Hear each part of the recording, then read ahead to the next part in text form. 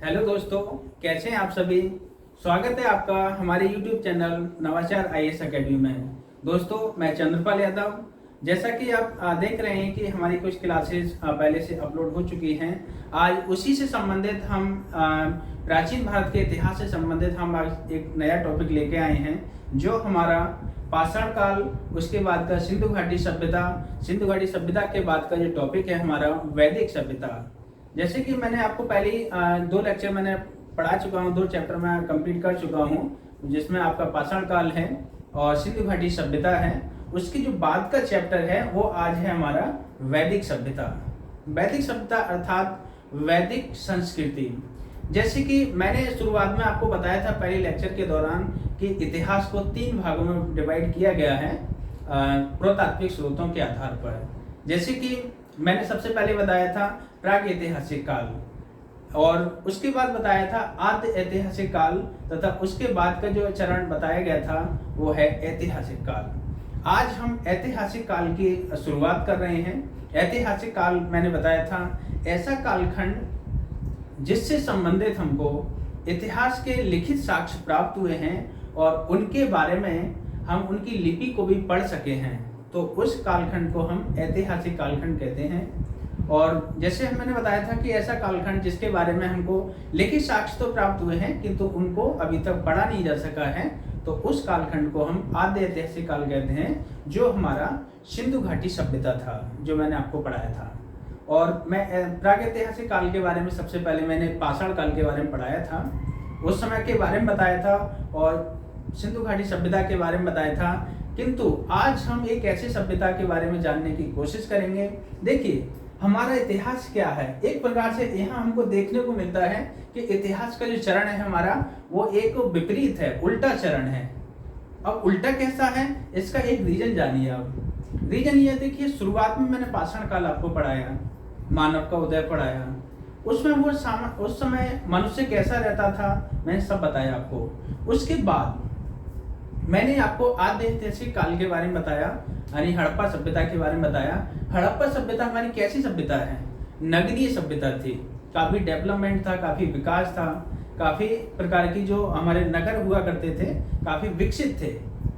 किंतु देखेंगे आज जो मैं एक सभ्यता पढ़ा रहा हूँ वो और ज्यादा डेवलप होना चाहिए, और ज्यादा डेवलप नहीं है, किंतु वो एक ग्रामीण सभ्यता है। अब देखिए, इतिहास कैसा हमारा उल्टा है। उल्टा इतिहास का मतलब है कि पहले हम नगर में रहा करते थे, आज से लगभग 4000-5000 साल पहले नगरों का विकास हुआ करता था। लेकिन उसके बाद का चरण अगर देखें, वैदिक सभ्यता का चरण देखें, तो ये क्या है, ग्रामीण सभ्यता है। देखिए, वैदिक सभ्यता, वैदिक सभ्यता, आज हम इसकी चर्चा करेंगे और जानेंगे वैदिक सभ्यता कैसे इसका डेवलपमेंट हुआ और कैसे ये फली फूली और कितने समय तक रही, उसका कालक्रम क्या था। इसको सबसे पहले हम 2 भागों में डिवाइड करते हैं और 2 भागों में जानने की कोशिश करेंगे वैदिक सभ्यता को।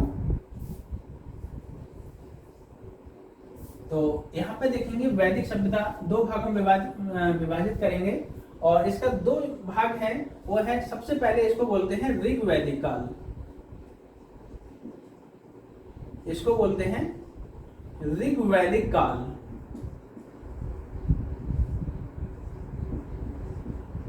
और दूसरा जो चरण है वो है उत्तर वैदिक काल,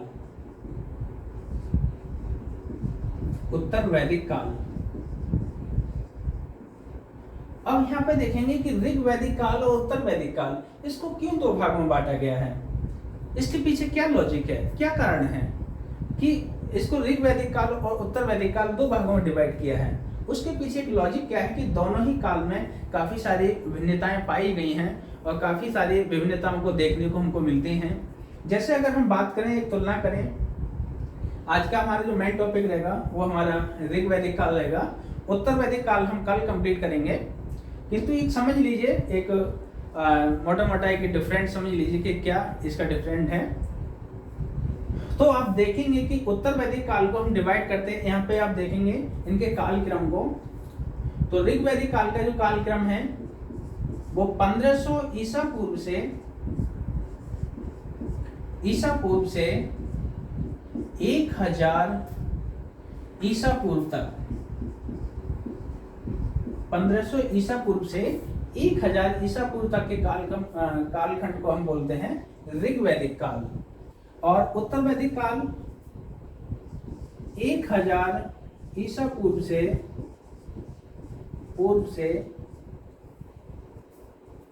600 ईसा पूर्व तक, अब आप देखिए, लेकिन हमारा टोटल वैदिक सभ्यता क्या है, इसका जो कालक्रम क्या है, वो 1500 ईसा पूर्व से 600 ईसा पूर्व तक। इसको हमने 2 चरणों में यहाँ पे डिवाइड किया है और दोनों में हम मूलभूत भिन्नताएं देखेंगे और समझेंगे कि इतिहास के अंतर्गत क्या क्या कैसे परिवर्तन होता है और कैसे परिवर्तन होने के कारण उसका नामकरण होता है और अलग संस्था का रूप धारण कर लेता है। तो यहाँ पे देखेंगे कि ये सभ्यता हमारी ऋग्वैदिक सभ्यता है और ये उत्तर वैदिक सभ्यता है, लेकिन दोनों ही वैदिक सभ्यता का पार्ट है, क्योंकि इसके जो बाद का कालखंड है, 600 ईसा पूर्व के बाद का कालखंड है, वो एक प्रकार से हमारा द्वितीय नगरीय क्रांति की शुरुआत हो जाती है। यानी कि यहाँ इसके बाद में हमारे देश में नगर विकसित होना स्टार्ट कर देते हैं। लेकिन ये जो पूरी सभ्यता है हमारी उत्तर वैदिक काल और ऋग्वैदिक काल, ये दोनों ही एक प्रकार से ग्रामीण सभ्यता है। तो सबसे पहले हम आपको लेके चलते हैं ऋग्वैदिक काल के बारे में, और पहले 1-2 लाइन आप लिखना यहाँ पे चाहेंगे तो समझेंगे कि वैदिक सभ्यता इसका नामकरण कैसे पड़ा है। तो उसके बारे में आप लिख लीजिएगा 1-2 पॉइंट। देखिएगा, वैदिक जो शब्द बना है इसका अर्थ क्या होता है, आप समझिए इसका अर्थ क्या होता है इस सभ्यता का। तो वैदिक जो शब्द बना है वो वेद से बना है। वैदिक शब्द वेद से बना है, वेद से बना है, जिसका अर्थ होता है ज्ञान, जिसका अर्थ होता है ज्ञान। यानी वैदिक जो शब्द बना है, ये जो सभ्यता बनी है, उसका जो किस शब्द से उत्पन्न हुआ है, वेद से, और वेद का अर्थ होता है ज्ञान। ज्ञान अर्थात इस सभ्यता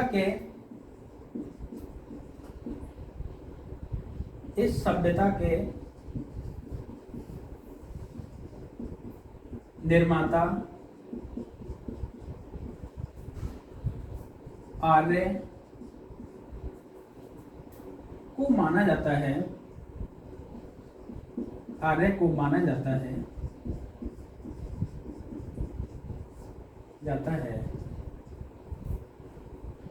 यानी ये जो पूरी सभ्यता डेवलपमेंट हुआ था, इसका जो विकास हुआ था वैदिक सभ्यता, उस पूरी सभ्यता के जो निर्माता माना जाता है वो आर्य को माना जाता है।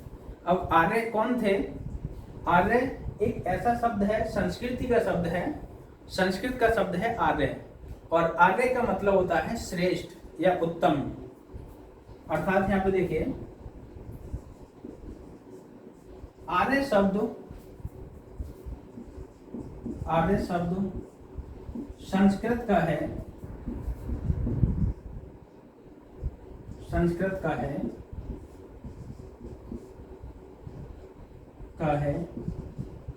जिसका अर्थ होता है, जिसका अर्थ उत्तम होता है, उत्तम यानी उत्तम पुरुष या उच्च पुरुष, उत्तम होता है।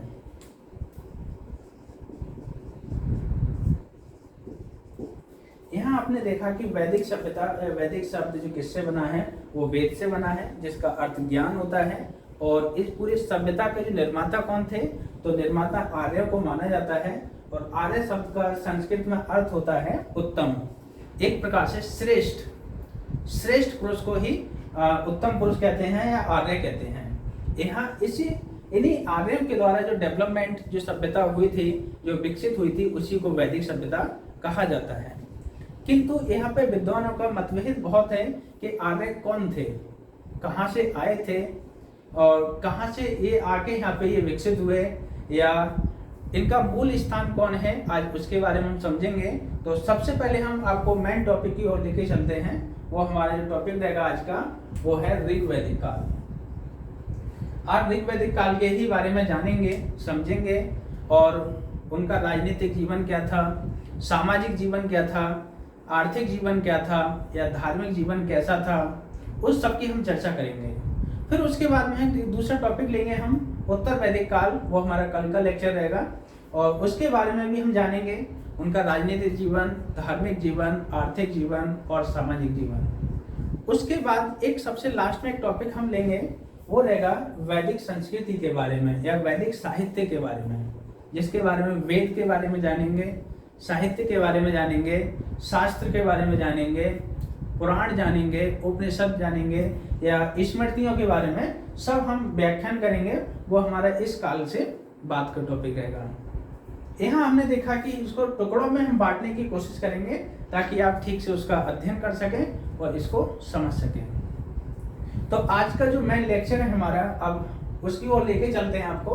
तो पहले लेक्चर देखेंगे हमारा वैदिक काल, इसको नोट करना है, साथ साथ नोट करते चलिएगा। टॉपिक थोड़ा सा बड़ा है और यहाँ से काफी बार आईएएस में क्वेश्चन पूछे जाते हैं डायरेक्टली, और पीसीएस में भी काफी बार क्वेश्चन यहाँ से रिपीट होते हैं।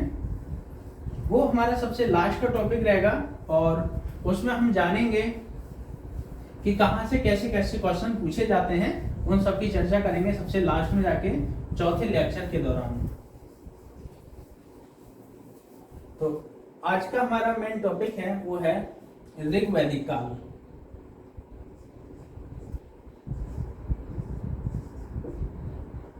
ऋग्वैदिक काल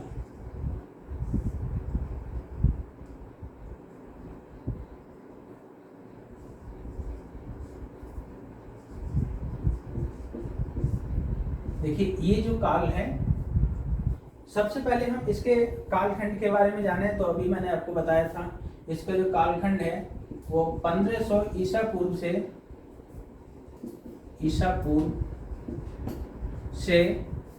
1000 ईसा पूर्व तक। अच्छा, 1000 ईसा पूर्व तक इसका कालखंड क्यों रखा गया है, उसके बाद उत्तर वैदिक काल क्यों स्टार्ट होता है, उसका एक रीजन है। उत्तर प्रदेश का एक जिला है एटा जिला, और एटा जिला का एक स्थल है अतरंजी खेड़ा। वहां से हमको लोहे के साक्ष्य प्राप्त होते हैं, और लोहे के साक्ष्य, सबसे पुराने साक्ष्य हमको वहीं से प्राप्त होते हैं। वो हमारे 1000 ईसा पूर्व के आसपास के हैं। जब लोहे का जब ज्ञान हो जाता है तो लोहे का ज्ञान होगा, उसके वो बनने लगेंगे, अस्त्र बनने लगेंगे, या फिर उसके संसाधन बनने लगेंगे, जिससे क्या है, कृषि में डेवलपमेंट होगा और नगर संरचना में डेवलपमेंट होगा, रहन सहन में काफी विकसित होगा। तो इस प्रकार से ये जो कालखंड जिसके बाद का आता है वो उत्तर वैदिक काल के समय में हम रखते हैं। अब देखें, ये इसका हो गया काल इस प्रकार से। अब समझेंगे सबसे पहले जो आर्य थे वो कहाँ से आए और किस किस विद्वानों का इस पे क्या क्या मत है, उसके बारे में हम समझेंगे, और उनके पीछे उनका सोर्स क्या दिया है उन्होंने, उसके बारे में हम जानेंगे।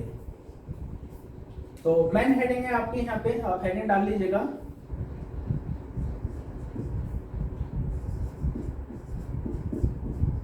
आर्यों का मूल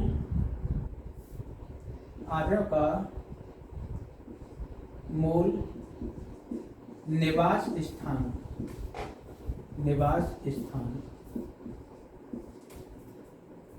ये मुख्य हेडिंग है। इसके बारे में समझेंगे और बारी बारी से जानेंगे कि आर्य कहाँ से आए और किस जगह से उनका उत्थान हुआ, जो इस पूरी सभ्यता को उन्होंने विकसित किया आके और अपना योगदान दिया था।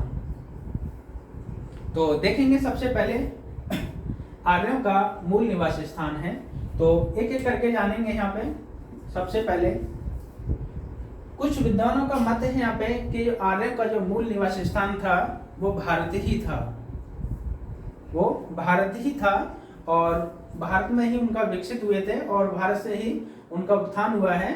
तो उसके पक्ष में कौन कौन है तो यहाँ पे लिखने की आप कोशिश करिएगा साथ साथ, ताकि आपको समझ में भी अच्छे से आए। भारत के पक्ष में कौन है तो यहाँ पे लिखिए एक लाइन, भगवान दास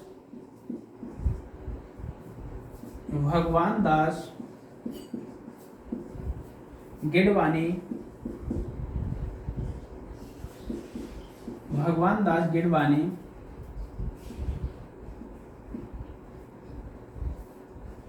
गिडवानी का मत है कि आर्य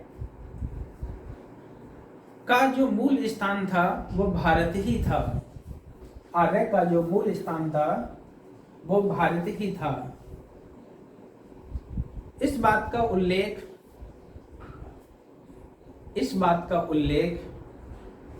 वो अपनी पुस्तक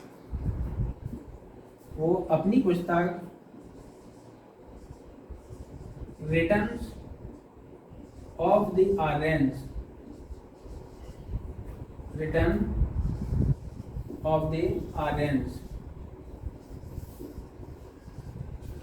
ये पुस्तक है जिन्होंने लिखी थी, वो कौन है, भगवान दास गिडवानी, जिसमें उन्होंने उल्लेख किया है कि आर्यों का जो मूल निवास स्थान था वो कहाँ था, भारत ही था।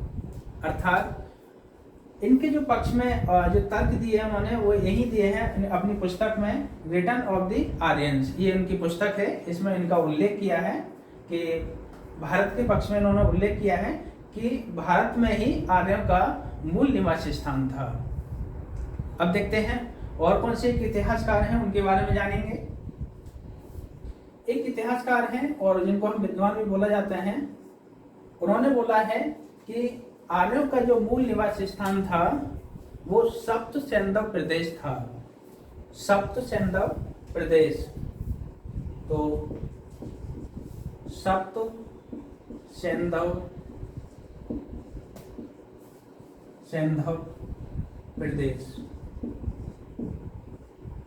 अब पहले ये जानिएगा कि सप्त सैंधव प्रदेश यहाँ पे किस प्रदेश की यहाँ चर्चा की गई है।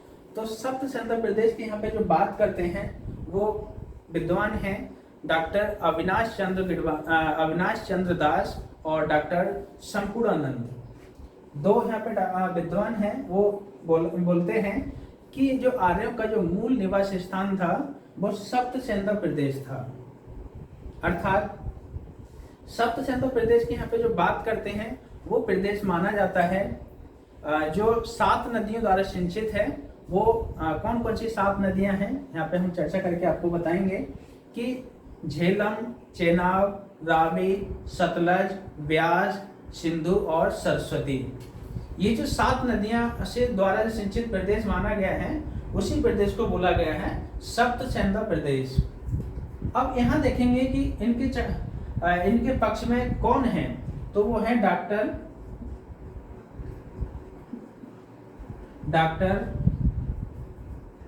अविनाश चंद्र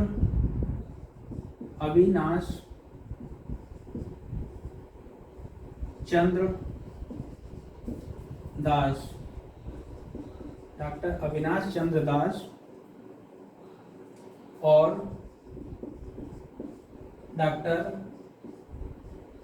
शंकुरानंद।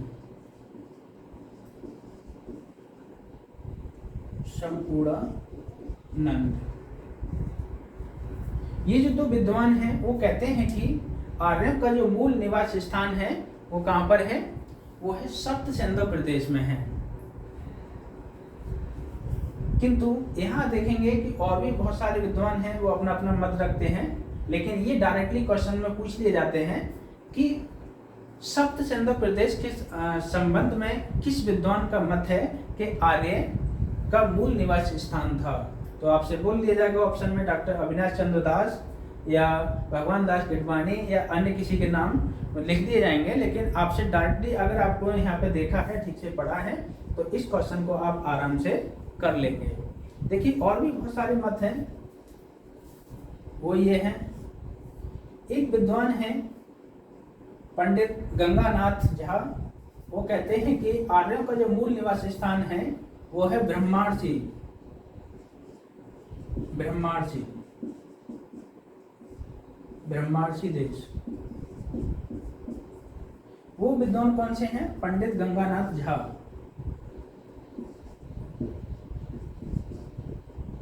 पंडित गंगानाथ झा ये कहते हैं कि आर्यों का जो मूल निवास स्थान है वो ब्रह्मार्षि देश है। ब्रह्मार्षि देश की यहाँ पर अगर चर्चा करें तो उन्होंने ऐसे प्रदेश को बोला गया है जो हमारे उत्तर भारत का एक प्रदेश, जो गंगा यमुना के दोआब के क्षेत्र को ब्रह्मार्षि देश बोला गया है, और उन्हीं के संबंध में उन्होंने बोला है कि आर्यों का मूल निवास स्थान ब्रह्मार्षि देश है। अब देखते हैं और विद्वान हैं, वो भी यहाँ पे चर्चा करते हैं, और चर्चा के दौरान एक बहुत बड़े इतिहासकार क्या बहुत बड़े विद्वान माने जाते हैं, वो यहाँ पे चर्चा करते हैं, उनके बारे में यहाँ पे जानेंगे। वो कहते हैं कि आर्यों का जो मूल निवास स्थान है वो तिब्बत है, और तिब्बत के पक्ष में कौन है? तो वो है तिब्बत के पक्ष में है दयानंद सरस्वती जी हैं, स्वामी दयानंद सरस्वती, और एक और हैं विद्वान हैं पाटीझर। ये दोनों ही कहते हैं कि आर्यों का जो मूल निवास स्थान है वो कहाँ है? तिब्बत है। तिब्बत का मतलब पूरे तिब्बत के एरिया को नहीं बोला है, जो कैलाश पर्वत का कैलाश पर्वत या कैलाश जो पर्वत श्रेणी है मानसरोवर के आसपास के एरिया को उन्होंने बोला है कि आर्यों का मूल निवास स्थान तिब्बत है। तो आप लिख लीजिएगा यहाँ पे, तिब्बत के पक्ष में कौन है? तिब्बत। स्वामी दयानंद सरस्वती, स्वामी दयानंद सरस्वती एवं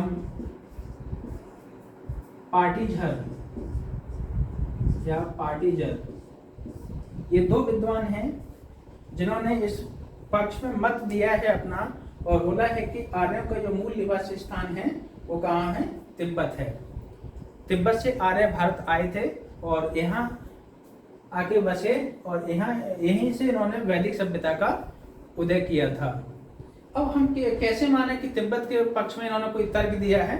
तो एक इनकी पुस्तक है, स्वामी दयानंद सरस्वती द्वारा लिखित है, और इनकी पुस्तक का एक प्रकार से ग्रंथ माना जाता है, सत्यार्थ प्रकाश, जिसमें इनकी चर्चा की है कि आर्यों का जो मूल निवास स्थान है वो कहाँ है? तिब्बत है। तो सत्यार्थ प्रकाश जो पुस्तक है बहुत फेमस है एक प्रकार से देखा जाए, और इसको ग्रंथ भी माना जाता है। तो उसमें इन्होंने उल्लेख किया था कि आर्यों का जो मूल निवास स्थान है वो तिब्बत है। और देखते हैं आर्य समाज से संबंधित एक और विद्वान है, उनका मत देखते हैं और जानते हैं। यहाँ पे पंडित बाल गंगाधर तिलक, उनके बारे में जानते हैं, वो क्या मत देते हैं अपना। तो यहाँ लिख लीजिएगा एक पॉइंट इसमें, स्वामी दयानंद सरस्वती ने इसका कहाँ उल्लेख किया है? तो उल्लेख किया है यहाँ पे सत्यार्थ प्रकाश में, सत्यार्थ प्रकाश, सत्यार्थ प्रकाश में उल्लेख किया है कि आर्यों का मूल निवास स्थान कहाँ पे है? तिब्बत में। नेक्स्ट देखिएगा, और नेक्स्ट पॉइंट के बारे में जानिए, वो है ये पॉइंट, उत्तरी ध्रुव के बारे में एक चर्चा करते हैं। और बाल गंगाधर तिलक कहते हैं कि आर्यों का मूल निवास स्थान उत्तरी ध्रुव है, उत्तरी ध्रुव। तो इसके पक्ष में कौन है? बाल गंगाधर तिलक, बाल गंगाधर तिलक। बाल गंगाधर तिलक कहते हैं कि आर्य जो थे वो कहां से आए थे? उत्तरी ध्रुव से आए थे। और इसकी वो चर्चा करते हैं। उनकी एक पुस्तक है और वो पुस्तक का नाम है द आर्कटिक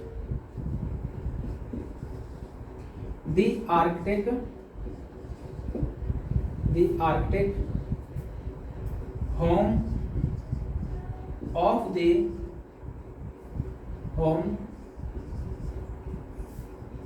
द आर्यंस। ये बाल गंगाधर तिलक की ये पुस्तक है और काफी फेमस पुस्तक है, the Arctic home of the Aryans. इसमें इन्होंने उल्लेख किया है कि आर्यों का जो मूल निवास स्थान है वो कहाँ है, कहाँ से आर्य आए थे, वो उत्तरी ध्रुव से आए थे। तो यहाँ डायरेक्टली क्वेश्चन में पूछ लिया जाता है कि उत्तरी ध्रुव के बारे में उल्लेख कौन करता है कि आर्यों का मूल निवास स्थान है, तो वो करते हैं बाल गंगाधर तिलक। एक जर्मन विद्वान है मैक्स मूलर, वो कहते हैं आर्यों का जो मूल निवास स्थान था वो मध्य एशियाई का एक क्षेत्र है, बैक्टीरिया, मध्य एशियाई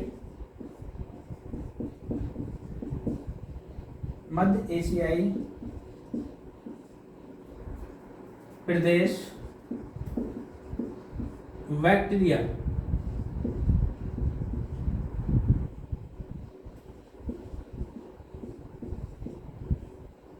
ये जो प्रदेश है बैक्टीरिया, वो एक प्रकार से देखा जाए तो ईरान और तो कजाकिस्तान के क्षेत्र का ये प्रदेश माना जाता है।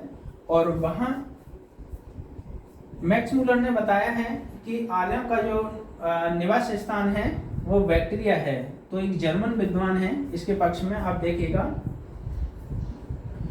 जर्मन विद्वान मैक्स मूलर है।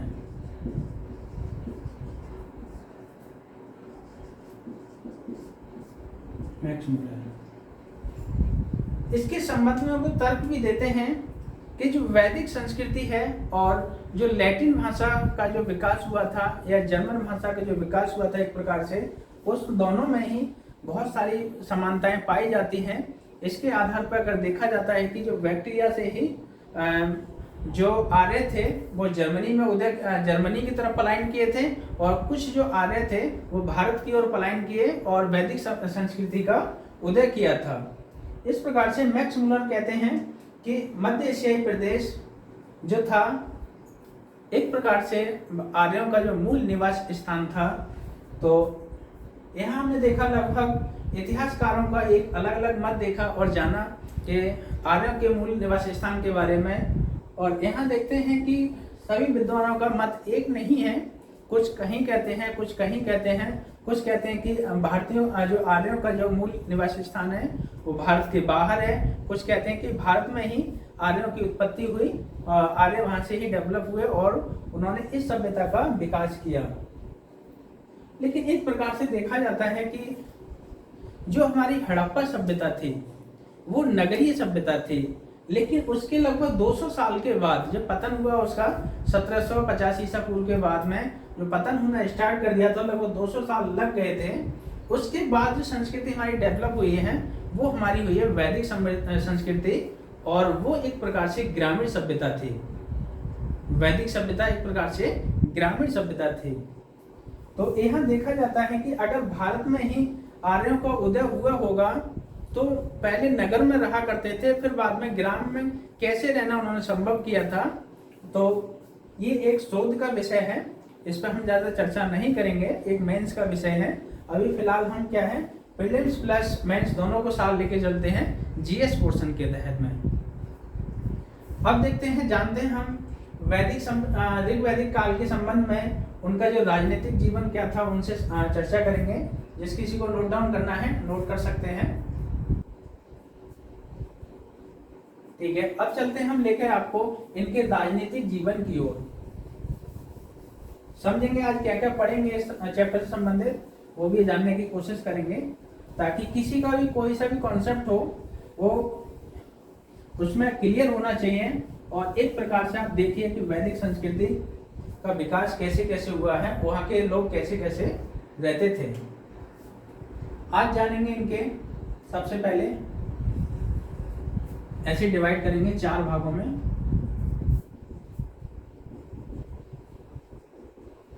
और यहां देखेंगे इनके बारे में। सबसे पहले इनका राजनीतिक जीवन क्या था, राजनीतिक जीवन।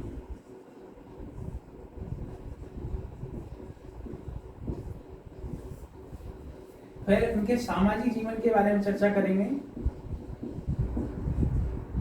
सामाजिक जीवन। फिर आर्थिक जीवन की चर्चा करेंगे।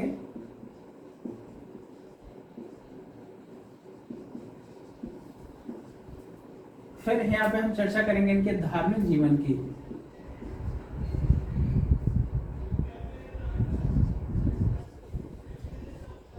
धार्मिक जीवन की चर्चा करेंगे।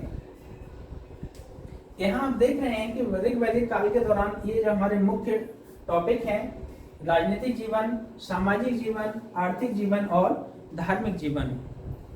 अब यहाँ पे हम लेके चलते हैं आपको सबसे पहले मैन हेडिंग की ओर और जानते हैं इनके राजनीतिक जीवन के बारे में और समझते हैं कि इनका राजनीतिक जीवन कैसा था।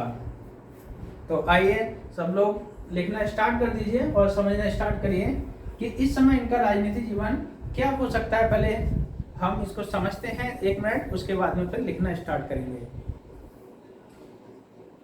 यहाँ देखेंगे इनके राजनीतिक जीवन के बारे में। तो शुरुआत में ये लोग क्या है, एक प्रकार से कबीलाई जीवन जीते थे। ये लोग कबीलों में रहते थे, यानी कि एक समूह में इनका चलवासी समूह था, या एक जगह से दूसरी जगह से तीसरी जगह ऐसे रहा करते थे। और चलवासी जीवन होने के बावजूद भी एक उनका जो कबीलाई का मुखिया होता था, और उसको एक प्रकार से राजन का शब्द दे दिया गया था, राजन या राजा। क्या वो राजा मौर्य सम्राट अशोक की तरह था, चंद्रगुप्त के समान था? नहीं, ऐसा नहीं है।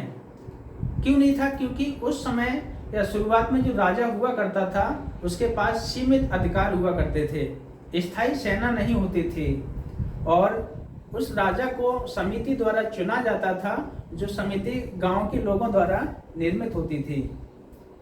इसलिए वो राजा एक प्रकार से नाम मात्र का राजा था, जिसके दौरान ये क्या है, इस राजनीतिक जीवन का इनका प्रारंभ हुआ था। अब देखते हैं इनके राजनीतिक जीवन के बारे में और जानते हैं क्या है। तो बाकी सब यहाँ पे वो कर देते हैं। यहाँ मैन हेडिंग ले लीजिए, राजनीतिक जीवन, लिखना स्टार्ट करिए। इनका राजनीतिक जीवन क्या था तो जानेंगे। सबसे पहले नंबर 1 पॉइंट, कबीलाई जीवन था। कबीलाई जीवन था, जीवन होता था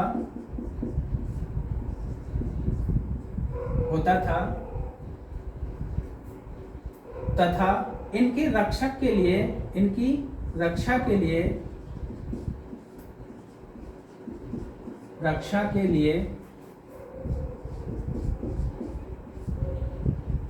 राजा हुआ करता था। राजा, जिसको राजन भी कहा जाता है, राजन, राजा होता था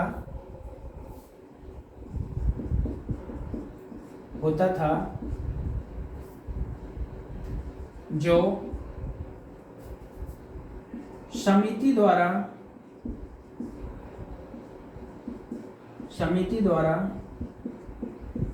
चुना जाता था।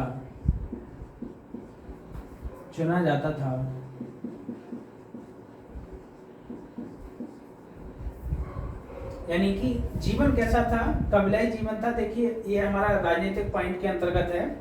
जीवन कैसा होता था, एक प्रकार से कबीलाई जीवन था। लोग कबीलों में रहते थे, और कबीलों में रहते थे, एक जगह से दूसरी जगह और दूसरी जगह से तीसरी जगह जाया करते थे। ऐसा क्यों? क्योंकि अभी तक यहाँ पे कृषि को ज्यादा वरीयता नहीं दी जाती थी, सिर्फ पशुपालन को ही वरीयता दी जाती थी। इसलिए ये क्या करते थे कि कबीलों में निवास करते थे, ताकि पशुपालन एक जगह से दूसरी जगह आसानी से ले जा सकें और शिकार को ठीक से कर सकें।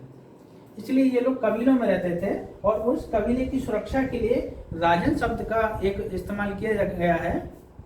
कई कबीलों को एक मुखिया होता था, राजन, जिसको राजा कहा जाता था। वो एक समिति के द्वारा चुना जाता था और जो समिति निर्मित होती थी वो एक प्रकार से गांव के जो समस्त लोग होते थे उनके द्वारा निर्मित होती थी समिति।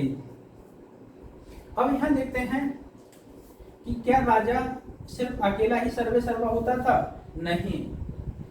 तो यहाँ देखेंगे राजा की सहायता के लिए, नेक्स्ट पॉइंट देखिए, राजा की सहायता के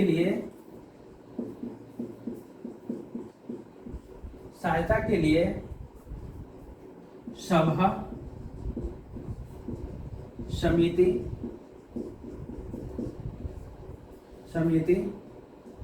विदत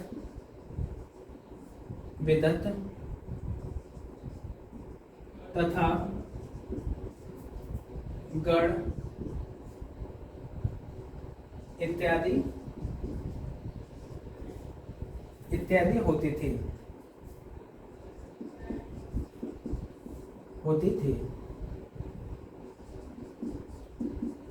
देखिए राजा की सहायता के लिए क्या क्या हुआ करता था? सभा, समिति, विदत तथा गण इत्यादि होती थी जो राजा को शासन करने में सहायता प्रदान करते थे। अब यहाँ देखते हैं कि सभा किससे बनती थी, समिति किससे बनती थी तथा गण का निर्माण कैसे होता था। यहाँ सबसे पहले हम देखेंगे सभा के बारे में, जानेंगे समिति के बारे में।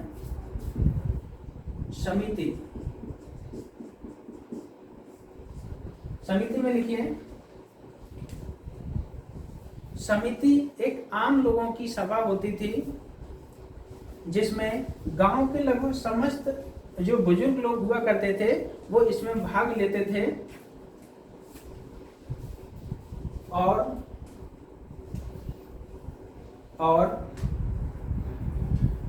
इसमें महिलाएं भी भाग लिया करती थीं और इसमें महिलाएं भी भाग लिया करती थी। एक प्रकार से कहा जाए तो समिति क्या थी? आम लोगों की सभा थी तथा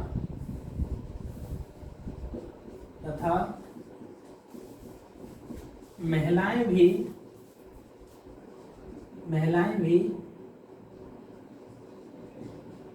भाग लेती थी। यानी एक प्रकार से देखा जाए तो समिति एक ऐसी संस्था होती थी जो आम लोगों द्वारा निर्मित होती थी, जो गांव के लगभग समस्त लोगों द्वारा निर्मित होती थी और जो राजा को चुनने में सहायता करती थी तथा इसमें महिलाएं भी भाग लेती थी। नोट करते जाइएगा साथ साथ, क्योंकि चैप्टर थोड़ा लंबा है और इसको आज समझने की पूरी कोशिश करेंगे। चलिए इसको फिनिश करते हैं और आगे बताते हैं। अब देखते हैं कि सभा क्या होती थी, सभा के बारे में जानेंगे और सभा का क्या कार्य था। तो जो सभा हुआ करती थी एक प्रकार से वो कुलीनों की या उच्च वर्ग के लोगों की सभा होती थी। नेक्स्ट पॉइंट में देखिए सभा के बारे में जानेंगे। तो सभा क्या होती थी? ये कुलीनों की सभा होती थी। कुलीन या उच्च वर्ग,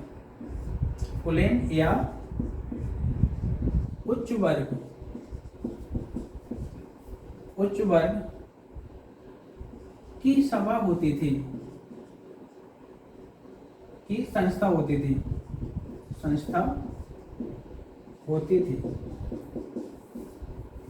थी। नेक्स्ट देखेंगे विदत क्या है।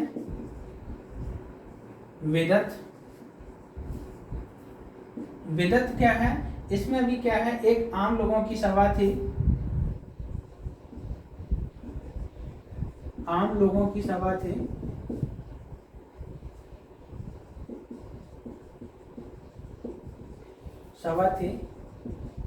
किंतु ये सबसे पुरानी सबसे पुरानी संस्था होती थी, सबसे पुरानी संस्था थी। इसका काम क्या था, विदत का क्या काम था? तो देखिए विदत का यहाँ पे कार्य क्या था, ये उपज लूटपाट इत्यादि का बंटवारा करती थी। यानी जो विदत हुआ करती थी वो क्या है, एक आम लोगों की सभा होती थी और सबसे पुरानी संस्था थी जिसका कार्य क्या था, ये उपज लूटपाट तथा इत्यादि का बंटवारा करती थी।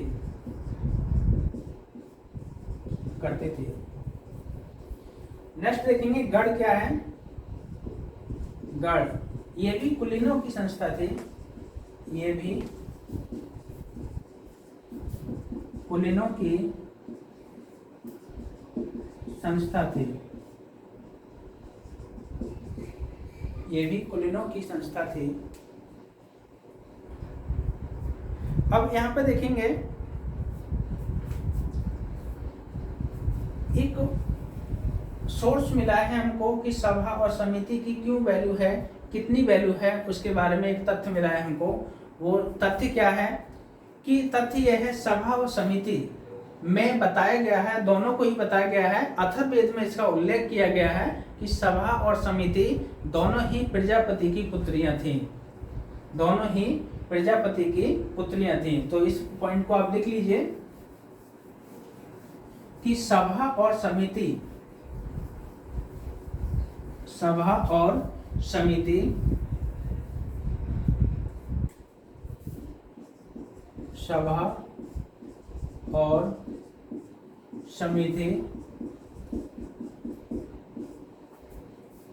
को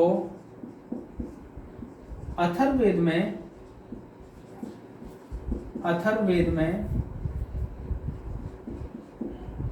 प्रजापति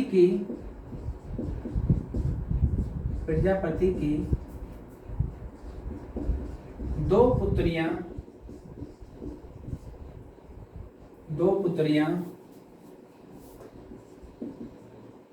बताया गया है।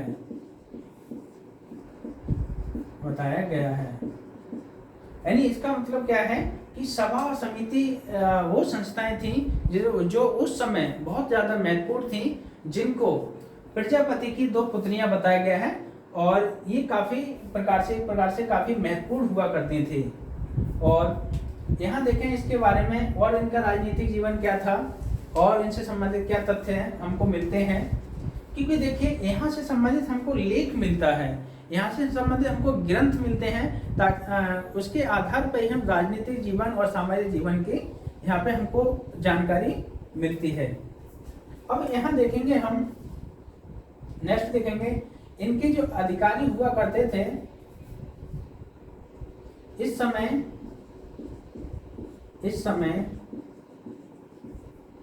अधिकारियों को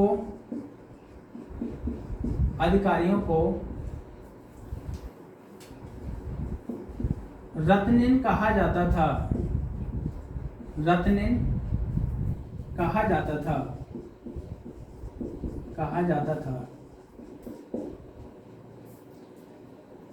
अधिकारियों में कौन कौन हुआ करते थे, जैसे पुरोहित, सेनानी,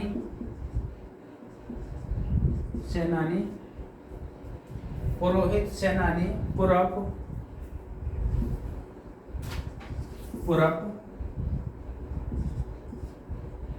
देखिए पुरप जो हुआ करता था, एक प्रकार से देखा जाए तो रक्षा का एक सबसे वो था जो दुर्ग की सुरक्षा करता था, इसको पुरप कहते हैं। यानी पुरप का जो कार्य था वो दुर्ग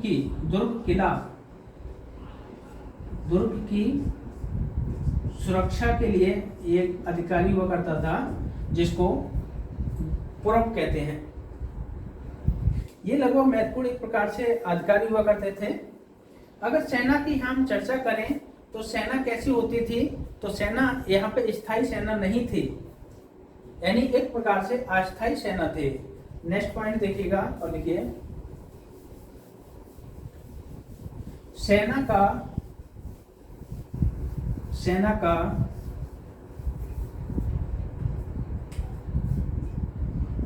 का स्थायी अभाव मिलता है, स्थायी अभाव मिलता है। यानी कह सकते हैं कि इस समय स्थायी सेना नहीं थी, और जो सेना उस समय हुआ करती थी वो जब युद्ध या फिर किसी प्रकार की समस्या होती थी उसी समय उस सेना को जोड़ा जाता था, और उसके बाद में जब उसकी कमी उसका काम नहीं रहता था तो वही सेना खेती किसानी करती थी या फिर पशुओं को चराती थी। तो ये समय इसका स्थायी अभाव है, यानी स्थायी सेना नहीं थी एक प्रकार से। तो यहाँ पे ये पॉइंट है। अगर हम यहाँ पे देखें कर की व्यवस्था क्या थी, कर की व्यवस्था क्या थी, तो कर एक प्रकार से वली कहा जाता था। वली क्या था? वली स्वेच्छा से दिया गया कर था। यहाँ पे देखें कि बलि क्या थी, तो बलि एक प्रकार से कर था जो स्वेच्छा से दिया जाता था। यानी एक प्रकार से कह सकते हैं कि बलि स्वेच्छा से दिया गया कर था जो राजा के द्वारा राजा को दिया जाता था उनके संगठन के लिए या उनके देखभाल के लिए, रक्षा करने के लिए। वो एक कर था जिसको हम बलि कहते हैं। और सेना का स्थायी अभाव है, यानी स्थायी सेना नहीं होती थी, उसके यहाँ पे उल्लेख मिलता है। अब यहाँ देखते हैं नेक्स्ट हम जो चर्चा करते हैं वो है सामाजिक जीवन की एक प्रकार से राजनीतिक जीवन हमारा इस काल से संबंधित यही है जो हमने महत्वपूर्ण पॉइंट यहाँ पे दर्शाए हैं। आप यहीं से बार बार क्वेश्चन रिपीट होते हैं और इसको आप ठीक से पढ़ लीजिएगा ताकि आगे क्वेश्चन करने में आपको दिक्कत ना हो।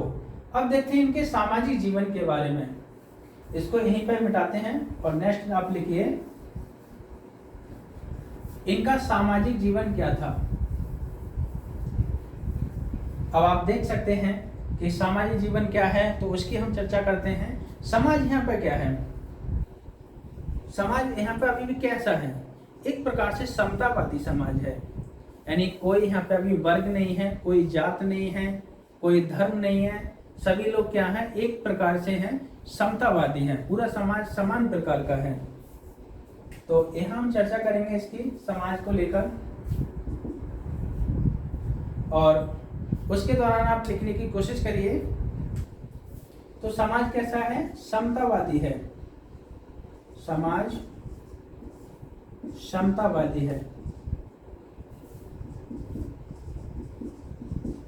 समतावादी है।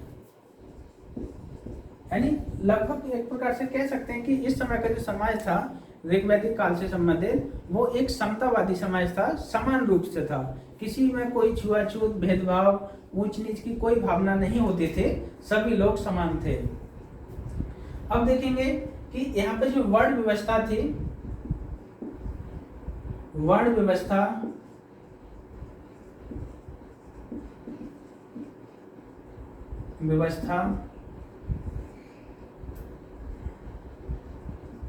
एक प्रकार से देखें तो वर्ण व्यवस्था कैसी थी? तो वर्ण व्यवस्था कर्म पे आधारित थी, यानी जो व्यक्ति जैसा कर्म करता था उसी को वैसे ही वर्ण में रखा गया है। तो वर्ण व्यवस्था यहाँ पे कर्म के आधारित थी। इसका उल्लेख हमें कहाँ से मिलता है? इसका उल्लेख हमें ऋग्वेद के 9वें मंडल से मिलता है, और ऋग्वेद के 9वें मंडल में इसका वर्णन किया गया है कि जो वर्ण व्यवस्था है वो कैसी है? कर्म पे आधारित है। तो आप लिख लीजिएगा वर्ण व्यवस्था कर्म पर आधारित आधारित थी। इसका उल्लेख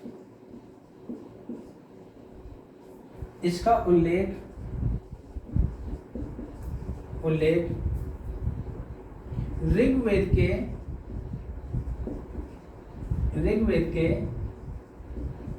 9वें मंडल में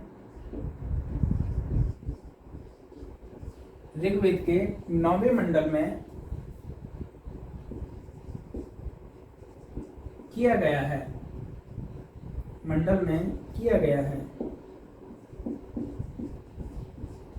लेकिन अगर इसके विस्तृत वर्णन की अगर बात करें कि जो वर्ण व्यवस्था थी वो कर्म पे आधारित थी, उसके विस्तृत की अगर बात करें तो यहाँ पे देखेंगे ऋग्वेद का ही 10वां मंडल है। ऋग्वेद के 10वें मंडल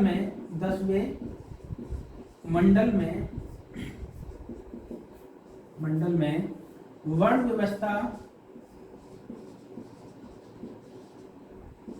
व्यवस्था पर एक विस्तृत चर्चा की गई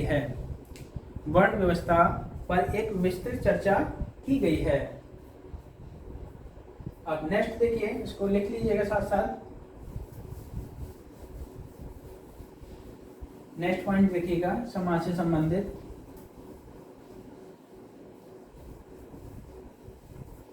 वो ये है, आप देखेंगे यहाँ पे कि समाज हमारा किस प्रकार से है। हाँ, लेकिन यहाँ दास प्रथा का प्रचलन है। दास प्रथा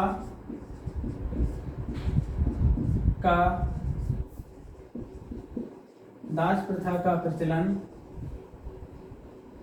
था। अभी कह रहे हैं कि यहाँ पे भी दास प्रथा का प्रचलन था। हाँ था, लेकिन वो ऐसी दास प्रथा नहीं थी जो यूरोप में विद्यमान थी।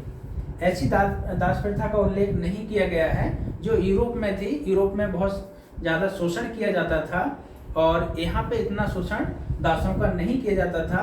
सिर्फ जरूरतों के काम को ही कराया जाता था। जैसे कृषि में दासों का या पशु चारे के लिए दासों का उल्लेख किया जाता है। नेक्स्ट देखें, महिलाओं की स्थिति क्या है, उस पर चर्चा करते हैं। महिलाएं को शिक्षा का अधिकार था।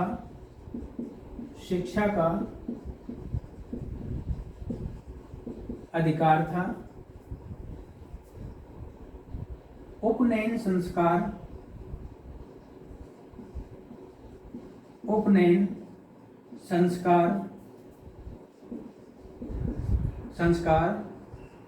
कराया जाता था। यानी उपनयन संस्कार की यहाँ पर जो बात की गई है, जो 16 संस्कार दिए गए हैं और 16 संस्कार में जो 11वें नंबर का संस्कार माना जाता है, जिसको हम उपनयन संस्कार कहते हैं, उसका भी अधिकार था महिलाओं के लिए। यानी महिलाओं का भी उपनयन संस्कार कराया जाता था, शिक्षा का अधिकार था। और एक प्रकार से देखा जाए तो महिलाओं में पुनर्विवाह की इजाजत थी। पुनर्विवाह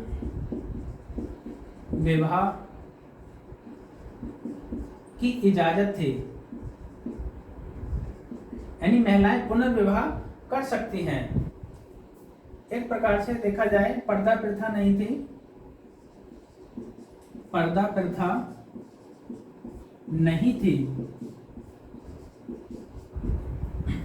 बाल विवाह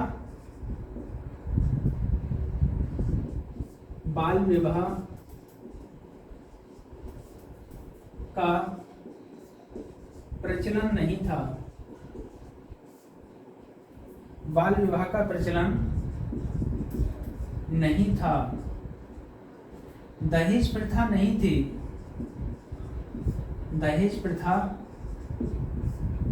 थी। यहाँ हम देख रहे हैं कि महिलाओं की स्थिति में उनको उपनयन संस्कार भी कराया जा रहा है, शिक्षा का अधिकार भी है और पुनर्विवाह की अनुमति भी है। पर्दा प्रथा का कोई प्रचलन नहीं है, बाल विवाह का उल्लेख नहीं मिलता है हमको, और एक प्रकार से देखा जाए तो दहेज प्रथा उस समय प्रचलित नहीं थी। अब देखेंगे कि इतना सब कुछ है, तो उसके बाद में कुछ एक दो विदेशी महिलाएं भी हैं जो उस समय काफी चर्चित थी।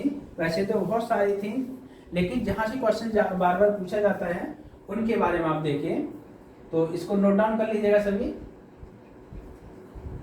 चलिए आगे चलते हैं और जानते हैं फिर इससे संबंधित और क्या क्या तथ्य हो सकते हैं, वो देखिएगा।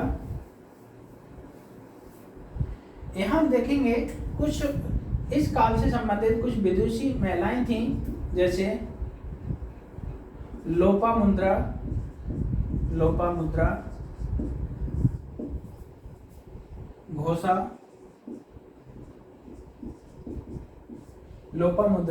घोषा, तथा अपाला।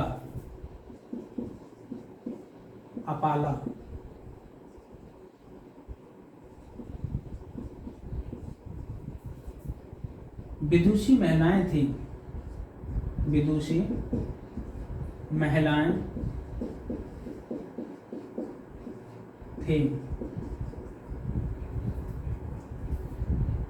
ये काफी एक प्रकार से देखा जाए काफी उस समय प्रचलित थी। ये ऋग्वैदिक काल से संबंधित महिलाएं हैं। लोपामुद्रा, घोषा, अपाला कुछ विदुषी महिलाएं हैं जो उस समय यज्ञ में साथ भाग लेती थी, भागीदारी लेती थी, सभा समितियों में हिस्सा लेती थी और एक प्रकार से समाज का एक हिस्सा थी और सभी प्रकार के अधिकार सभी को दिए जाते थे।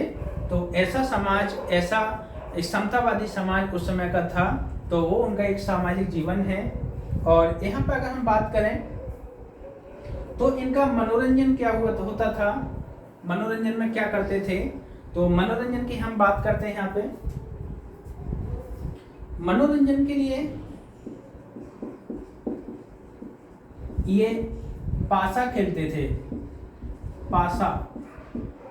मनोरंजन के लिए पासा खेलते थे, घुड़दौड़ करते थे, पासा, घुड़दौड़, संगीत इत्यादि से संबंधित इत्यादि इनके एक मनोरंजन के साधन हुआ करते थे। और यहाँ हमने जाना कि उनके सामाजिक जीवन से संबंधित मनोरंजन में जाना कि पासा, घुड़दौड़, संगीत इत्यादि इनके मनोरंजन के साधन थे। हमने इस समाज के बारे में जाना कि समाज में लोग कैसे कैसे रहते थे, समाज का ढांचा क्या था, समाज में महिलाओं की स्थिति क्या थी, वर्ण व्यवस्था किस प्रकार की थी, ये सब हमने जाना। अब हम नेक्स्ट पॉइंट की ओर चलते हैं कि इनका आर्थिक जीवन क्या था। वहां देखते हैं इनके आर्थिक जीवन के बारे में और समझते हैं। देखिए, ये इतिहास की एक शुरुआत है जहां से हमको ऐतिहासिक इतिहास के साक्ष्य मिलते हैं और ऐतिहासिक इतिहास के तहत जो हमको लिखित साक्ष्य मिलते हैं वो इसी काल से संबंधित मिलते हैं हमको। अब देखते हैं इनके हम आर्थिक जीवन की चर्चा करते हैं। आर्थिक जीवन में देखेंगे कुछ हम यहाँ पे चर्चा करते हैं 1-2 मिनट, फिर हम आपको लिखाते हैं कि आर्थिक जीवन कैसा हो सकता है। एक प्रकार से जब स्थायी जीवन नहीं जीते थे, ये कबीलों में रहते थे, तो एक प्रकार से क्या करते होंगे, पशुपालन करते थे और कृषि को बहुत कम वरीयता दी जाती थी। तो जिसके आधार पर देखा जाता है कि कृषि को कम वरीयता दी जा रही है और पशुपालन को ज्यादा वरीयता दी जा रही है, इसीलिए गाय का महत्व ज्यादा था, गाय और घोड़े का ज्यादा महत्व था। उद्योग धंधे इनके सीमित थे, क्योंकि जब इनको सरप्लस उत्पादन ही नहीं होगा, जब उत्पादन अधिशेष नहीं होगा, तो उत्पादन से ही क्या है, जो उद्योग धंधे होते हैं, हमारा जो सेकेंडरी सेक्टर होता है वो उसी पर डिपेंड करता है प्राइमरी सेक्टर पे। और जब प्राइमरी सेक्टर ही हमारा डेवलपमेंट नहीं होगा तो उद्योग धंधे भी सीमित होंगे। अब यहाँ इनके हम उत्पादन आर्थिक जीवन की हम चर्चा करेंगे, वो देखेंगे पशुपालन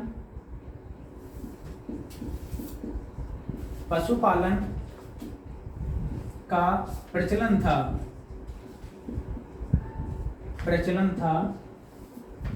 तथा कृषि को कम वरीयता, कृषि को कम महत्व दिया जाता था, कृषि को कम महत्व दिया जाता था।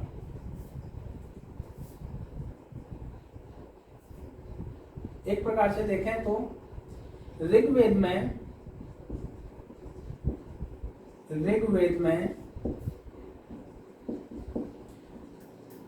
कृषि से संबंधित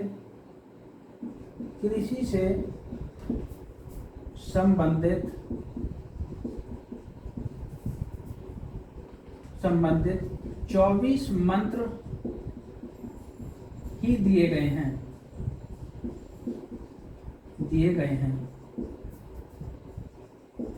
24 मंत्र ही दिए गए हैं। यानी इससे एक बात स्पष्ट होती है कि ये लोग कृषि को बहुत कम वरीयता देते थे और कृषि का इनके लिए बहुत कम महत्व था। इसलिए ऋग्वेद से संबंधित हमको सिर्फ कृषि से संबंधित हमको 24 ही मंत्र मिलते हैं। किंतु अगर देखें, अगर पशुपालन की बात करें तो पशुपालन के तहत देखिए आप, इनके लिए जो सर्वोपरि पशु था गाय, गाय को अघन्या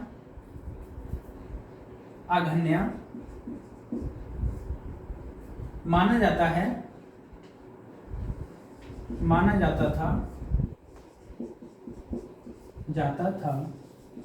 अघन्या का मतलब है ना मारने योग्य पशु, यानी जिसकी बलि नहीं दी जाए या जिसको नहीं मारा जाए, वो पशु को बोला जाता है अघन्या। वो उपाधि दी गई है सिर्फ गाय को।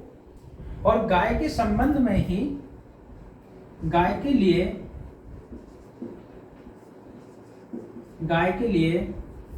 ऋग्वेद में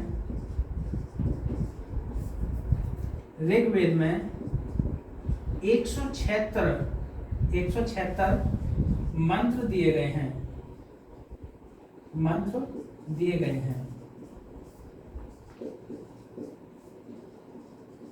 यानी इसका मतलब यह है कि ऋग्वेद में सबसे ज्यादा मंत्र किसके लिए दिए गए हैं? लगभग गाय के लिए। तो गाय में हम देखा जाए तो गाय का लिए सबसे ज्यादा मंत्र दिए गए हैं, एक प्रकार से 176 दिए गए हैं। इसका मतलब ये होता है कि गाय और पशुपालन के लिए काफी वरीयता ये देते थे और गाय को काफी महत्व देते थे यहाँ पर।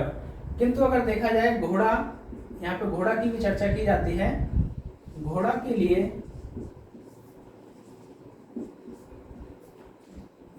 लिए भी महत्व दिया जाता है,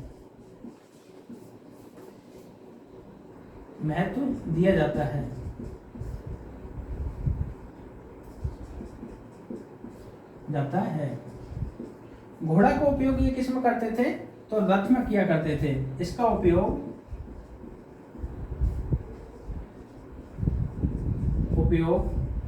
रथ में करते थे, रथ में किया करते थे। घोड़े का उपयोग कहाँ करते थे? रथ में किया करते थे।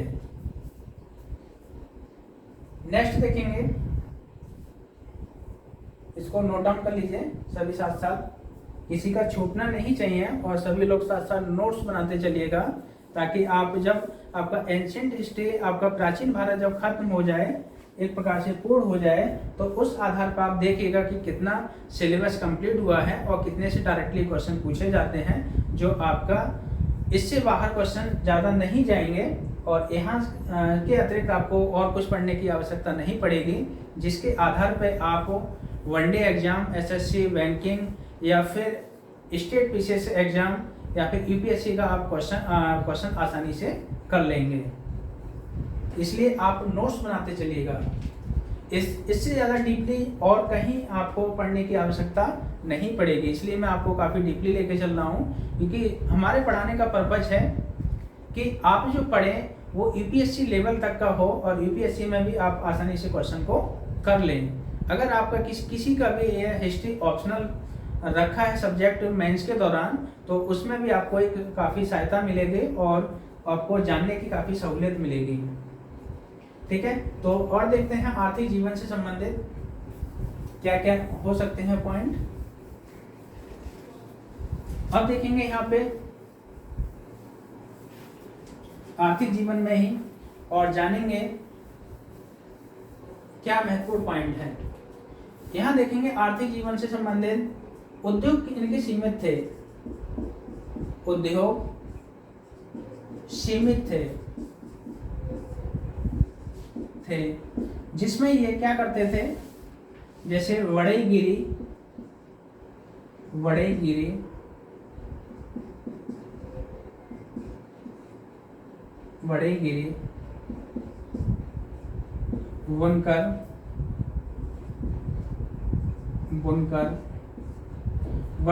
बुनकर एक प्रकार से देखा जाए तो इनका एक महत्वपूर्ण पेशा था। और शिल्पकार भी हुआ करते थे एवं शिल्पकार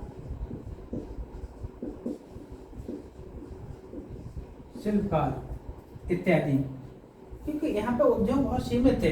जब हमारा कृषि नहीं होगी, कृषि का ज्यादा उत्पादन नहीं होगा, सीमित मात्रा में उत्पादन होगा, तो क्या है उद्योग धंधे कैसे होंगे, वो भी सीमित ही होंगे। और वही उद्योग धंधे होंगे जो जिससे संबंधित हमको प्राइमरी सेक्टर से एक रिसोर्स हमको प्राप्त होता है, उससे संबंधित होंगे। तो आपने यहाँ पे देखा कि इनके आर्थिक जीवन क्या था। अब यहाँ पे हम चर्चा करें मुद्रा की हम चर्चा करें तो मुद्रा का प्रचलन नहीं था। मुद्रा का प्रचलन नहीं था। व्यापार विनिमय पद्धति पर आधारित था। विनिमय पद्धति का मतलब होता है एक ऐसी पद्धति कि व्यापार करते समय मुद्रा तो नहीं थी, उस समय मुद्रा का कोई प्रचलन नहीं था। सिर्फ व्यापार विनिमय पद्धति का मतलब है कि एक वस्तु के बदले दूसरी वस्तु लेना। जैसे एक वस्तु किसी कितने मूल्य की है, उसके बदले आप दूसरी वस्तु लेना, वो होता है विनिमय पद्धति। यहाँ सिर्फ आंतरिक व्यापार ही किया करते थे, सिर्फ आंतरिक व्यापार ही किया जाता था क्योंकि मुद्रा थी नहीं उस समय, विनिमय पद्धति पर व्यापार था, इतना डेवलपमेंट था नहीं, ग्रामीण जीवन था, तो इसलिए क्या है कि सिर्फ आंतरिक व्यापार की हमें साक्ष्य मिलते हैं, बाकी हमें अंतरराष्ट्रीय या विदेशी व्यापार के हमें कोई साक्ष्य नहीं मिलते हैं। अब यहाँ देखते हैं, ये हमारा ये टॉपिक था आर्थिक जीवन, इससे संबंधित ये कंप्लीट हुआ। अब देखते हैं नेक्स्ट पॉइंट हमारा, वो है धार्मिक जीवन। तो आर्थिक जीवन के संबंध में जो पॉइंट हैं आपने यहाँ पे देखे और अच्छे से समझे। अब समझते हम धार्मिक जीवन के बारे में, इनका धार्मिक जीवन कैसा था। तो इसको सब लिखते जाइएगा, साथ साथ नोट्स बनाते जाइएगा, आपको क्वेश्चन आंसर करने में काफी सहायता मिलेगी। अब समझते हैं इनके धार्मिक जीवन के बारे में। इनका धार्मिक जीवन कैसा था, किस प्रकार की ये पूजा करते थे, कैसे रहते थे। ये चौथा पॉइंट है इनका हेडिंग का, वो है धार्मिक जीवन।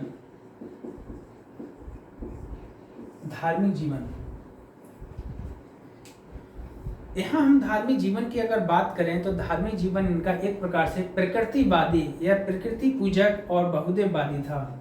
यानी एक प्रकार से ये प्रकृति की पूजा करते थे और बहुत सारे देवताओं की पूजा भी करते थे साथ साथ। इस प्रकार से देखा जाए तो ऋग्वैदिक काल से संबंधित हमें लगभग 33 प्रकार के देवताओं की चर्चा मिलती है, 33 देवताओं की यहाँ पे चर्चा मिलती है। तो यहाँ पे एक पॉइंट के बारे में समझिए और जानिए कि धार्मिक जीवन इनका कैसा था और क्या क्या ये कैसे पूजा करते थे, उन सब के बारे में हम आज समझते हैं और जानते हैं। पहला पॉइंट देखिएगा, इसमें यह लोग यह लोग प्रकृति पूजक व बहुदेववादी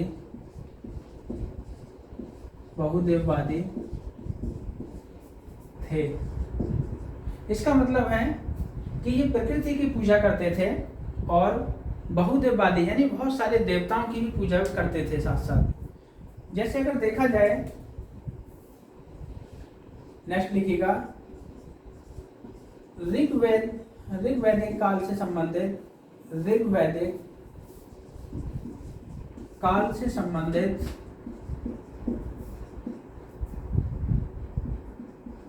संबंधित हमें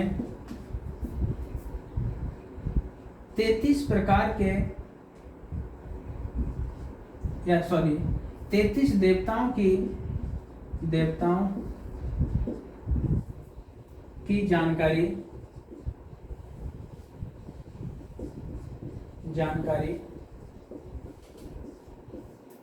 मिलती है।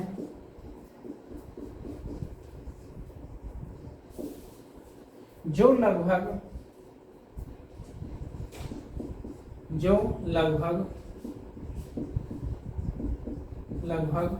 3 वर्गों में विभाजित थे। 3 वर्गों में विभाजित थे। देखिए, यहाँ ऋग्वैदिक काल से संबंधित हमें 33 देवताओं की जानकारी मिलती है जो 3 भागों में विभाजित किए जाते हैं। 3 भागों का मतलब है कि इनको 3 भागों में बांटते हैं। 33 देवताओं को, जो प्रमुख देवता हैं उनको लगभग देखते हैं यहाँ पे। तो 3 भागों में किसके भागों में बांटा गया है? अंतरिक्ष के देवता, दूसरे पृथ्वी के देवता, और तीसरा जो भाग रखा गया है वो आकाश के देवता की चर्चा की जाती है। तो यहाँ देखते हैं, इनका डिवाइडेशन देखते हैं किस प्रकार से इनको डिवाइड किया गया है। वो यहाँ पे एक सूची बनाते हैं। सभी लोग एक सूची बना लीजिएगा पैमाने और उसके साथ में इनके जो 3 भाग हैं वो कौन कौन से हैं वो यहाँ पे देखते हैं। एक सूची बनाइएगा इस प्रकार से।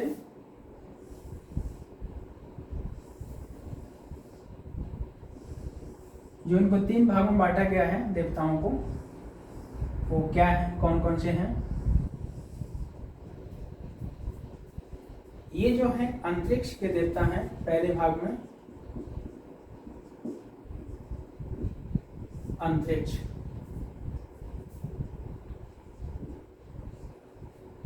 ये पृथ्वी है, पृथ्वी के देवता हैं। और तीसरे भाग में ये रखे गए हैं वो आकाश के देवता हैं। अंतरिक्ष के देवताओं की यहाँ पे बात करें, सूची क्या है, तो प्रमुख जो देवता हैं वो कौन हैं? इंद्र हैं, दूसरे मारुत हैं, तीसरे रुद्र हैं, और चौथे जो देवता हैं वो वायु देवता हैं। वायु देवता ये क्या है? अंतरिक्ष के देवता हैं। अब यहाँ जो बात करें पृथ्वी के देवता कौन कौन से हैं, तो अग्नि है, अग्नि, पृथ्वी, सोम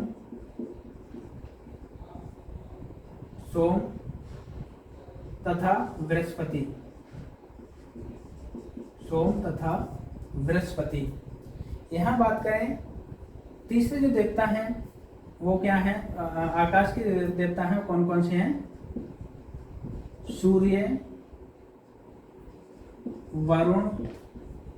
देखिए, आकाश के देवताओं की सूची थोड़ी सी लंबी है। वो क्या कौन कौन से हैं? सूर्य, वरुण, उषा, सूर्य, वरुण, उषा, सविता तथा विष्णु। एक प्रकार से देखा जाए तो यहाँ देख रहे हैं कि जो आकाश के देवता हैं उनकी सूची थोड़ी सी बड़ी है। और इस प्रकार से देखें तो ये जो सूची में बांटे गए हैं वो इस प्रकार के जो देवता हैं सबसे पहले देखेंगे हम यहाँ पे अंतरिक्ष के देवता। तो अंतरिक्ष के देवता में इंद्र हैं, मारुत हैं, रुद्र हैं, वायु हैं। पृथ्वी के देवताओं की अगर हम चर्चा करें तो अग्नि, पृथ्वी, सोम और बृहस्पति। यही हम आकाश के देवताओं की चर्चा करते हैं तो वो क्या हैं? सूर्य, वरुण, उषा, सविता और विष्णु। अब यहाँ देखते हैं कि किस देवता का कितना महत्व रखा गया है इस काल से संबंधित। सभी लोग इस सूची को बना लीजिएगा, बहुत महत्वपूर्ण है। बार बार ये सूची पूछी जाती है कि निम्नलिखित में से कौन सा देवता आकाश का देवता है, या निम्नलिखित में से कौन सा देवता पृथ्वी का देवता है या अंतरिक्ष का देवता है, उससे संबंधित यहाँ पे सूची बना लीजिएगा। सभी के लिए बहुत फायदेमंद है आने वाले एग्जामों के लिए। चलिए इसको मिटाते हैं, अब आगे देखते हैं। अब देखते हैं इनसे संबंधित जो महत्वपूर्ण पॉइंट है उनकी चर्चा करते हैं। और अब ज़्यादा लंबी क्लास नहीं है हमारी, बस 10 मिनट में हमारी क्लास लगभग खत्म होने वाली है। जो ऋग्वैदिक काल है हमारा वो 10 मिनट में लगभग फिनिश होने वाला है। देखते हैं यहाँ पे इससे महत्वपूर्ण पॉइंट क्या है।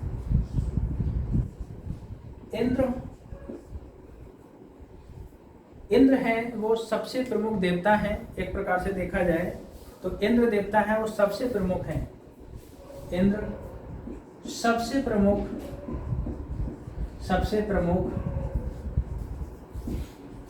देवता है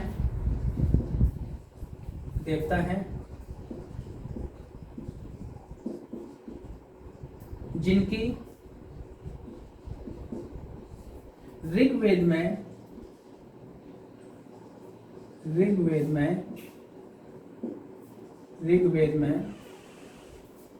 250 बार चर्चा की गई है।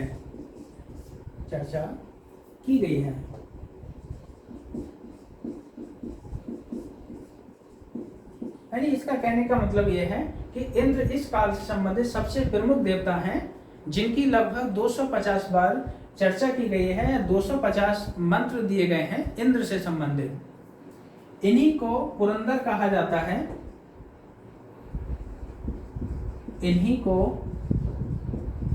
पुरंदर कहा जाता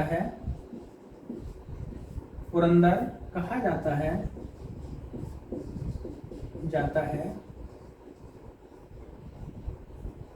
अर्थात किला तोड़ने वाला।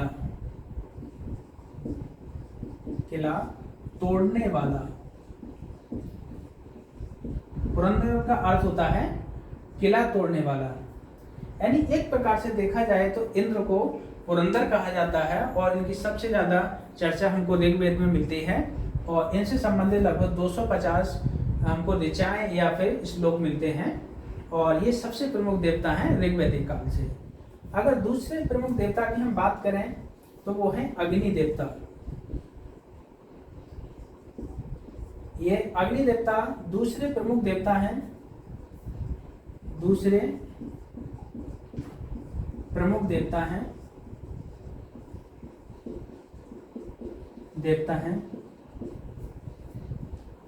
इनसे संबंधित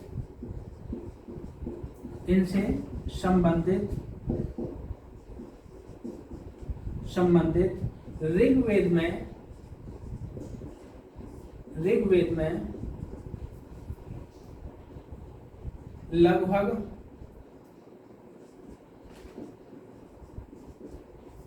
200 मंत्र मिलते हैं।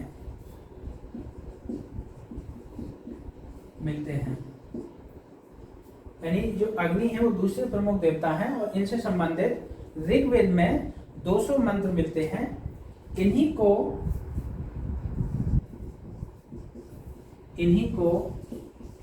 मध्यस्थता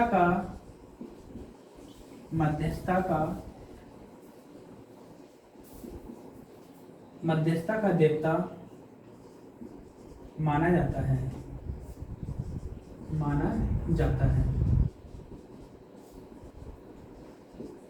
यहाँ देखा जाता है कि जो अग्नि देवता है उनको मध्यस्थता का देवता क्यों माना जाता है, क्योंकि इनके पीछे कारण क्या है कि जब कोई हम अग्नि को कुछ समर्पित करते हैं तो उसमें अग्नि में जल के कोई चीज जो धुआं के रूप में बन जाती है या सुगंध के रूप में जो बन जाती है, इससे ये प्रतीत होता है कि जिस व्यक्ति को या जिस देवता को हमने वो चीज समर्पित की है तो वहां तक ये अग्नि देवता उसको पहुंचा देते हैं।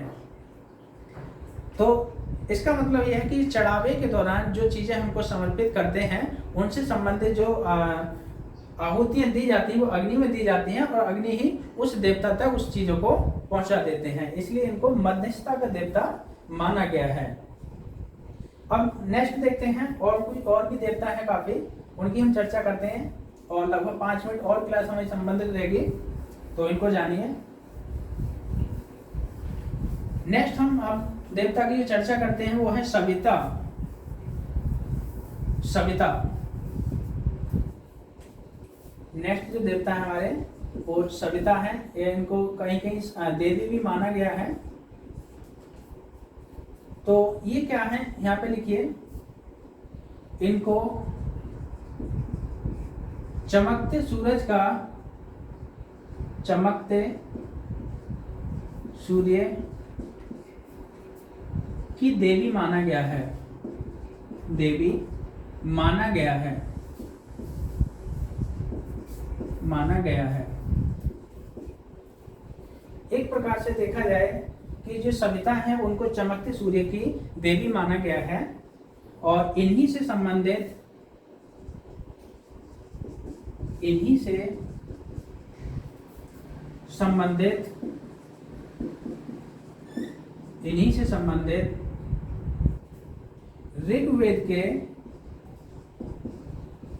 ऋग्वेद के तीसरे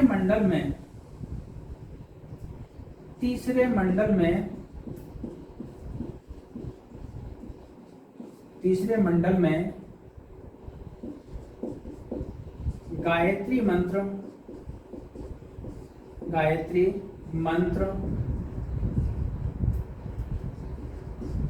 दिया गया है।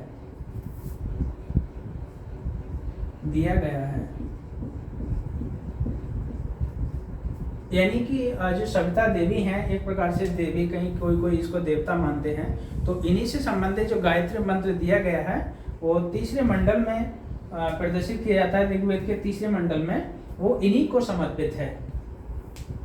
तो गायत्री मंत्र है वो किसको समर्पित है, वो सविता देवी के लिए समर्पित है। अब देखते हैं दूसरे जो देवता हैं हमारे मित्र जो देवता हैं,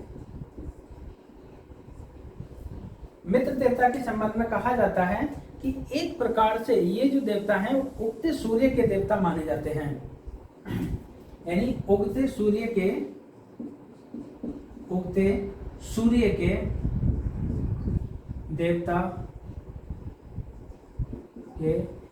देवता माने जाते हैं। नेक्स्ट हम चर्चा करते हैं, एक देवता है पूषण देवता या पूषण देवता।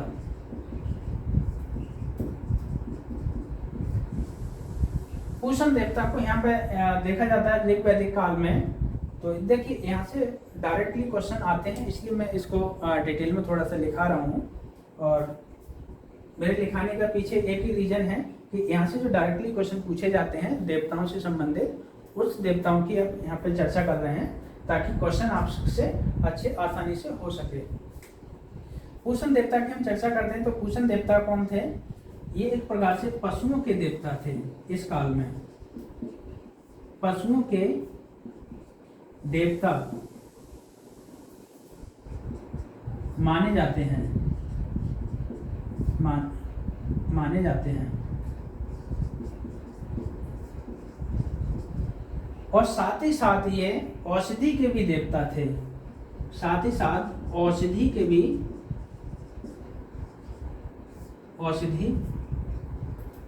देवता थे।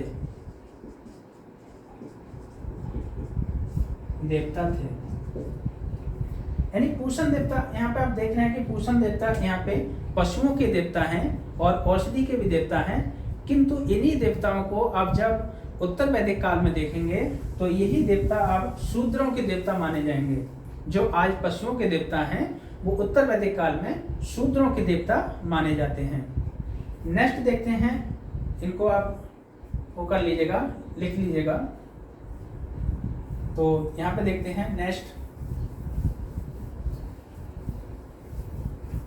और नेक्स्ट देखते हैं अश्विन देवता के बारे में। यहाँ पे नेक्स्ट हम चर्चा करते हैं अश्विन। अश्विन ये एक प्रकार से चिकित्सा के देवता हैं। चिकित्सा के देवता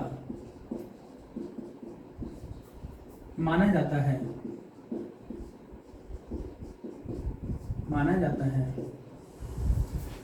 एक देवता है बृहस्पति देवता। बृहस्पति देवता,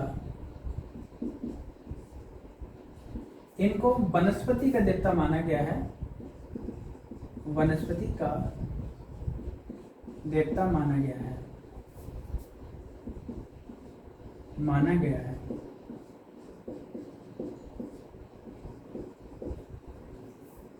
तो इस प्रकार से आपने देखा कि इनका जो धार्मिक जीवन क्या था।